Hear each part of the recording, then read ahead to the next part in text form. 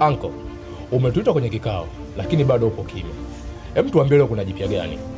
Kuna dada anaolewa au kuna nyumba ulisi inauzwa?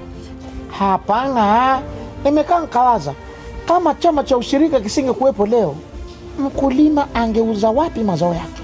Mwanachama angekopa wapi?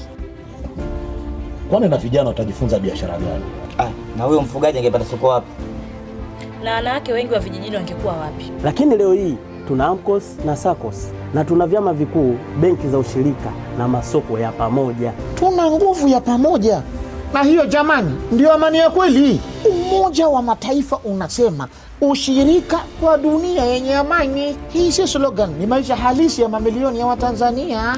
Haya jamani, tunakutana tarehe 5 na tarehe 6 mwezi wa 7 2026 Dodoma, Ka ukumbi wa JKCC. Yaani hii wewe mwana ushirika ujitokeze ushiriki, au sio bwana? Burudani zitakuwa nyingi. Sisi tunasema tunaenda kula bata. Jamani, ushirika kwa dunia yenye amani.